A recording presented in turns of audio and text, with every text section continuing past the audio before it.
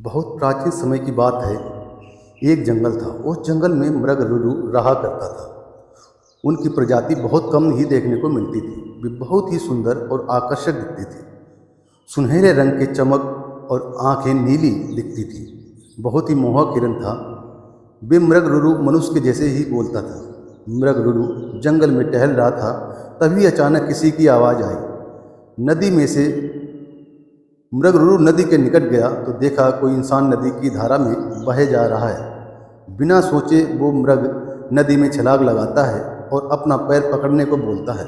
वो इंसान उसके ऊपर बैठ जाता है। जैसे तैसे मृग उसको बाहर निकालकर बचा लेता है। इंसान जब सुनहरे हिरण को देखता है तो बस देखते ही रह जाता है। उस इंसान ने हिरण को धन्यवाद कहा। तभी मृगरुरु बोलता है, मेरे बारे में किसी को बताना मत, नहीं तो इंसान मेरा शिकार करने आ जाएंगे। मृगरुरु की बातें सुनकर इंसान ने कहा, मैं किसी को नहीं बताऊंगा। इतना बोलकर वो अपने गांव चला जाता है। मगध राज की रानी सो रही थी और सपने में उसी रुरु मृग को देखती है। जैसे ही सपने से जागती है, राजा को बुलाकर बोलती है, मुझे वैसा हिरण चाहिए जैसा मैंने सपने में सुनहरा हिरण देखा है। अब राजा ने ये बात सुनी और पूरे राज में घोषणा करवा दी कि जो भी हो इस हिरण का पता बता देगा उसको बहुत सारा इनाम दूंगा और एक ज़मीन उनके नाम कर दूंगा। सब ने ढूंढना शुरू किया पर किसी को नहीं मिला। बात हर जगह फैल चुकी थी। अब उस आदमी को इस खबर के बारे में पता चला जिसको मृग ने डूबने से बचाया था।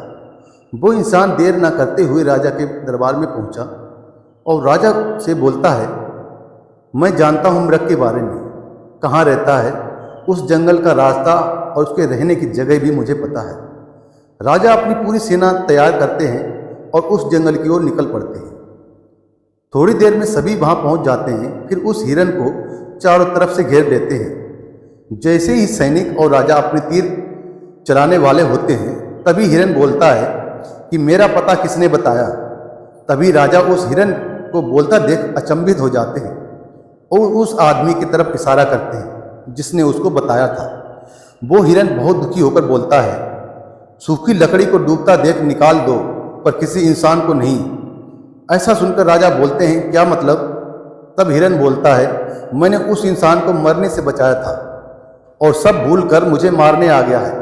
राजा ये बात सुनकर बहुत दुखी होते हैं और अपने सैनिकों से उस इंसान को मारने के लिए बोल देते हैं।